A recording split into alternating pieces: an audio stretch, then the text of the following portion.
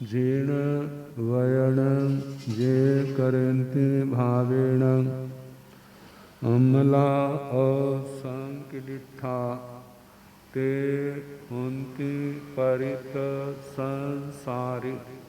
बोलिए भगवान महावीर पावन चरित गुरुदेव जी। बंधु मान वच पाए भव सागर को तरण में करो हमारी सहाय। जिन शासन जिन वाणी सदा जयवंत हो श्रवण संग सदा अविचल मंगल हो। मुक्ति को प्राप्त श्रमण भगवान महावीर स्वामी उनकी परम पावन कल्याणी भागवती वाणी वाचक प्रमुख श्री इंद्रभूति गौतम आदि गणधर भगवान युग प्रधानाचार्य परम पूज्य श्री सुधर्मा स्वामी जी महाराज उनकी परम पावन पाठ परंपरा वर्तमान आचार्य ध्यान योगी परम पूज्य श्री शिव मुनि जी महाराज एवं गुरुजन सबके पावन चरण सरोजों में मेरा अनंत अनंत बार वंदना नमस्कार। उपस्थित धर्म प्रेमी सज्जनों, माताओं तथा बहनों, नव तत्व और उनमें संवर तत्व और उसमें भी 10 श्रवण धर्म और उनमें भी सातवां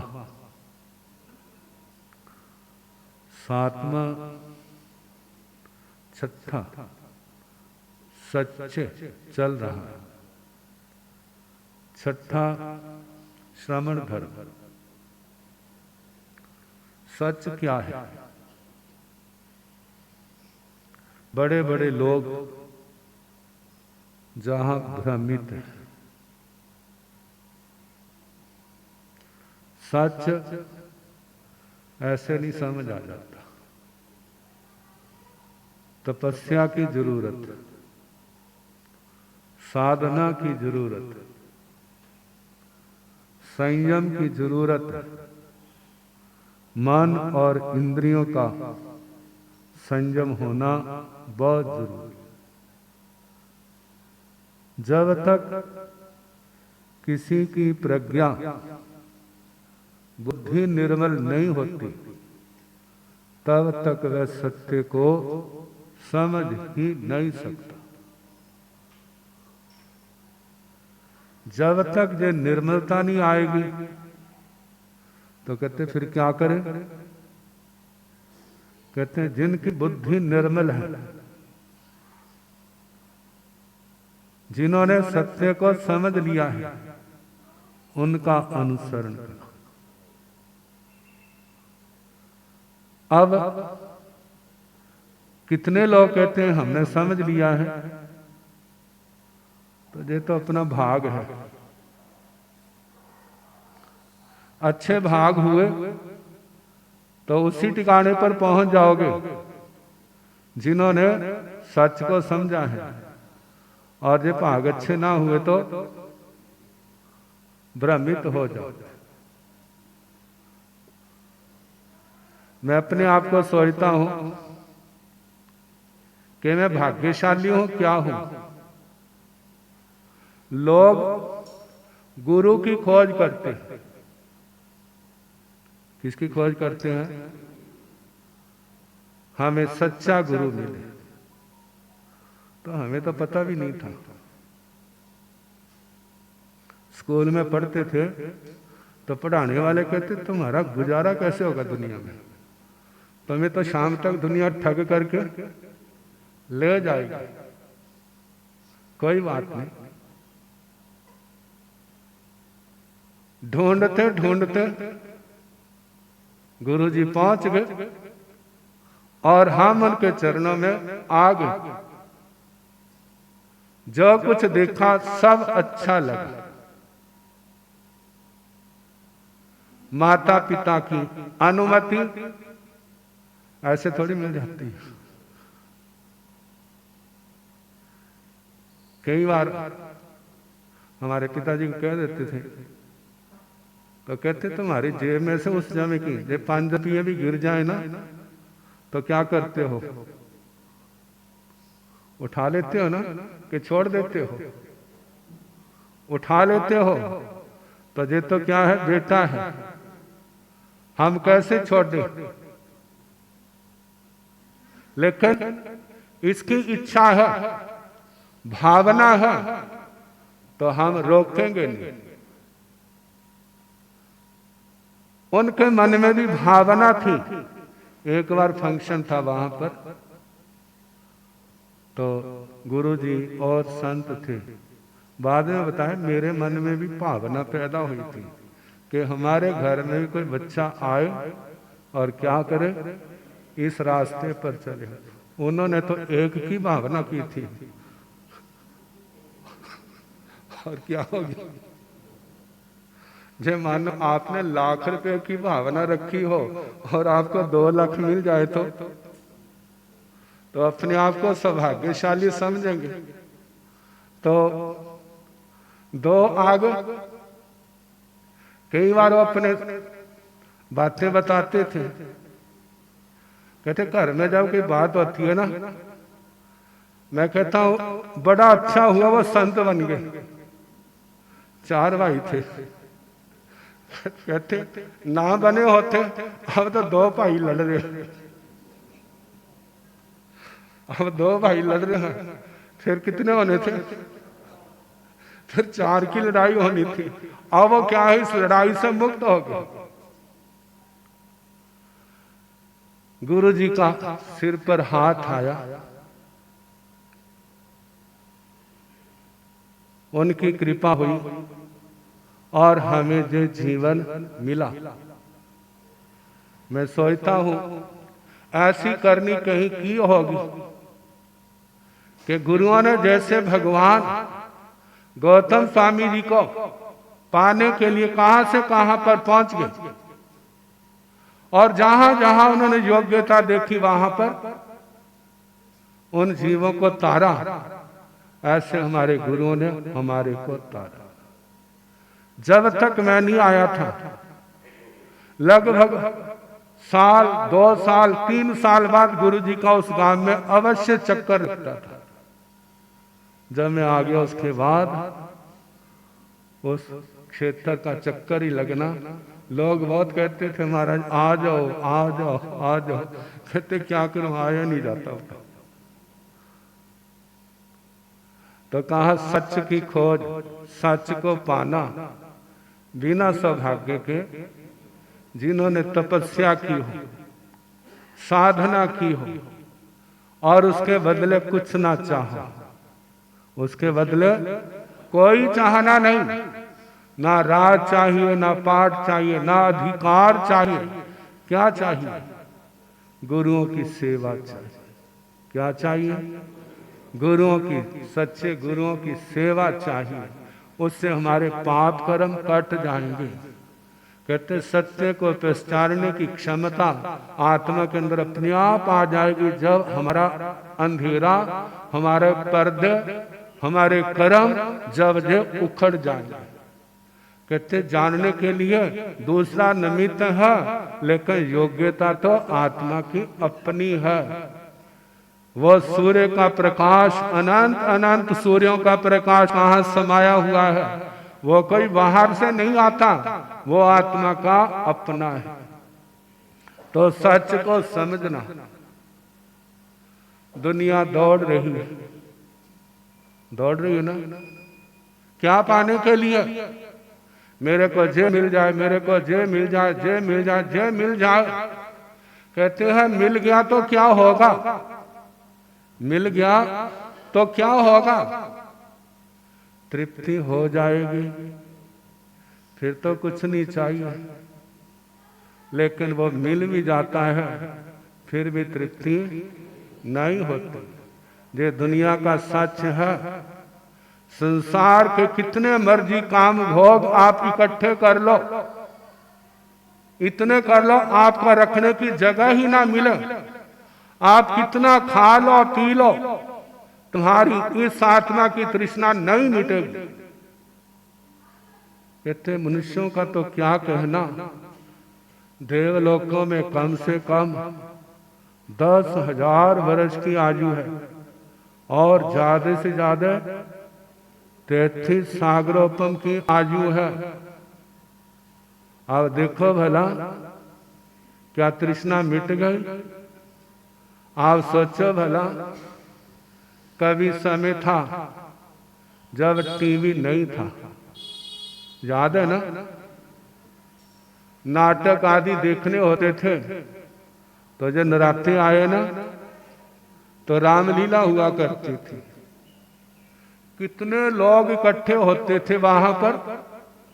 जिन्होंने देखा उनको पता होगा, 10 दिशाओं से कैसे आया करते थे उमड़ उमड़ करके। लेकिन अब लगभग होती भी है तो वो रौनक, वो प्रसंग वो नहीं आते। कारण क्या? घर घर में टीवी आ गए और वो रामलीला या इतिहास के प्रसंग उस टीवी के अंदर जनता के घरों में पहुंच गए। देखो भला, आज तक कितना देख लिया, कितने सीरियल देख लिए, कितने गीत सुन लिए, कितने नाटक सुन लिए, देख लिए। अब तो मन भर गया होगा। भर गया? हाथ जोड़ो, नेम करा दो। भर गया तो हाथ जोड़ो, नेम करा दो। अच्छा चलो आगे। पहले मोबाइल की इतनी छोटी सी डिब्बी होती थी और जिसके पास आती थी ना तो अपने आप को बादशाह से कम नहीं समझता था। और अब जिसके पास मोबाइल नहीं तो तुम हमारी रेस में नहीं आ सकता। जिस समय आपने रिश्ते देखने होते हैं तो उस समय जो परिवार का स्टैंडर्ड कैसा है उसको देखने में क्या क्या बीच में है। पहले तो कारी देखते थे, जिससे रिश्ता होना उनको देखते थे, परिवार को देखते थे कैसे हजे। लेकिन अब उसके साथ कितना कुछ जुड़ गया। इनके घर में फ्रिज है, कौन सी कंपनी का है? इनके घर टीवी है, कौन सी कंपनी का है? फर्स्ट क्लास का, थर्ड क्लास का? नजर पड़ती है ना। हमारा बच्चा आएगा उसको क्या देखने को मिलेगा? इस घर में पहले तो दूसरा टेलीफोन देखते थे, अब जेब में कौन सा है, अब वो देखते हैं कौन सा है वाला, कौन सी कंपनी का है।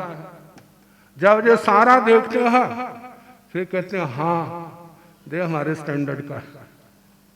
देखो भला दुनिया कहां से कहां पहुंच गई है। सब कुछ आ गया, क्या नहीं आई?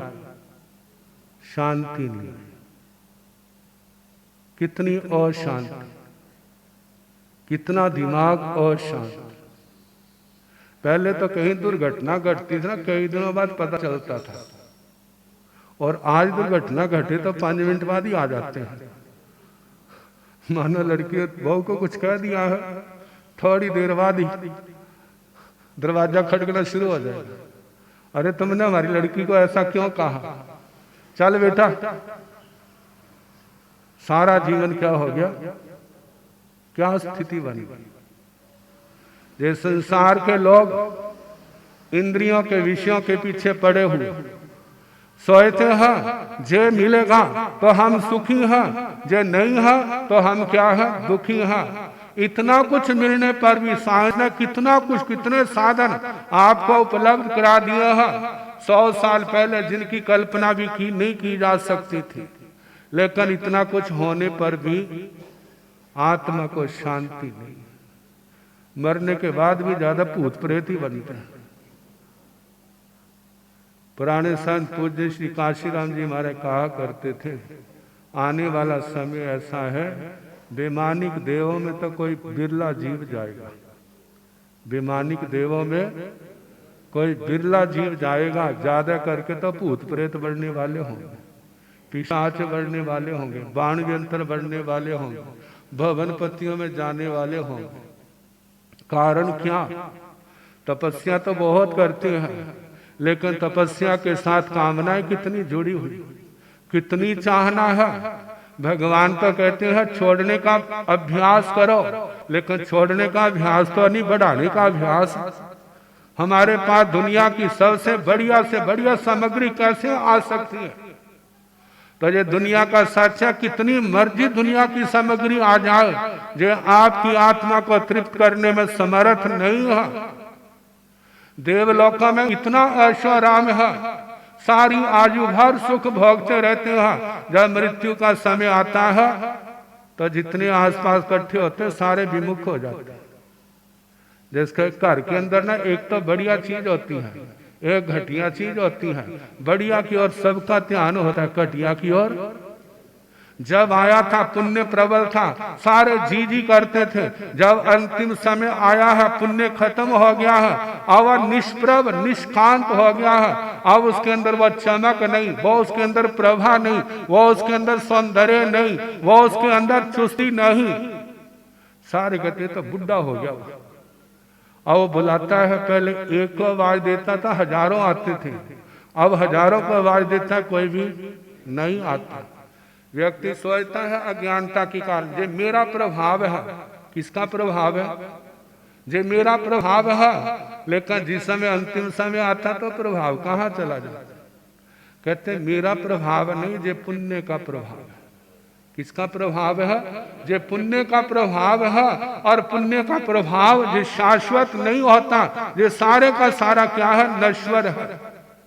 जो इसके चक्कर में पड़ता है वो कभी समाधि को प्राप्त नहीं कर सकता, वो कभी संसार को प्राप्त नहीं कर सकता। कहा जे संसार बड़ा सुहावना लगता है, लेकिन सुहावना है नहीं। संसार सुहावना लगता है, लेकिन सुहावना है नहीं। इसका परिणाम अच्छा नहीं। इसका परिणाम क्या है? कहते देखो जब बच्चा जन्मता है कितना सबको प्यारा लगता है। जैसे उम्र बढ़ती जाती है सबको प्यारा लगता है। जब शादी हो जाती है तो उसके बाद जितना बचपन में प्यार होता क्या उस समय भी होता है? क्यों? पहले बच्चे की इच्छाएं आवश्यकताएं थी, इच्छाएं नहीं थी। अब इच्छाएं बहुत बढ़ गई। अब वो इच्छाएं पूर्ण नहीं होती, बड़ी मुश्किल से पूरी होती। जैसे जैसे टाइम बीतता है उसका पुण्य भी घटता जाता है। उसका क्या होता है? पुण्य भी घटता जाता है और इच्छाएं बढ़ती जाती हैं। इसलिए जो उसके प्रति प्यार का जो केंद्र होता है वो प्यार घटने लगता है, घटने लग जाता है।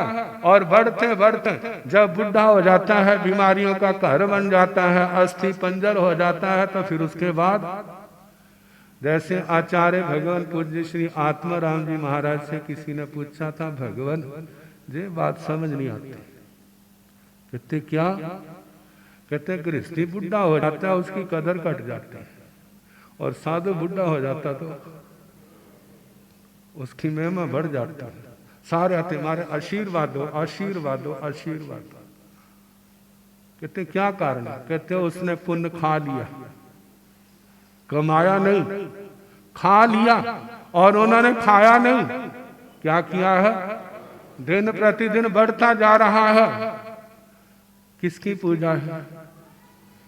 या तो पुण्य की पूजा या चारित्र की पूजा। जो बहिर्मुखी है वो पुण्य की पूजा करते हैं, जो अंतर्मुखी है जिनका केंद्र चिंतन का आत्मा है, वो ज्ञान दर्शन चारित्र तप की पूजा करते हैं। ज्ञान दर्शन चारित्र तप जो है, ये आत्मा की जन्म जन्म की मैल को उतारने वाला। और पुण्य जो है, जैसे पुण्य भोगते जाएंगे पुण्य घटता जाएगा और आत्मा का पाप बढ़ता जाएगा। ये क्या है? ये सारा सच है। शांति कहाँ है? शांति ज्ञान दर्शन चारित्र तप, दुनिया से विमुख हो करके ज्ञान दर्शन चारित्र तप की आराधना करने में आत्म समाधि है। इस सच को समझो और ईश्वर अपना ध्यान देंगे तो समाधि आएगी, नहीं तो दूसरी समाधि तो बन जाएगी। लेकिन आत्मा के अंदर समाधि नहीं होगी। आत्मा के अंदर समाधि कब होगी? जब कर्म कटेंगे। कर्म कब कटेंगे? जब आत्मा भगवान की शरण में आएगा, अरिहंत परमात्मा की शरण में आएगा और उनका पावन संदेश उपदेश सुनेगा, उसको दिल दिमाग में बैठाएगा, उसके प्रति श्रद्धा करेगा, उसका आचरण करेगा, तब आत्मा को परम समाधि के दर्शन होंगे। समय हो गया है, बाकी कल जैसे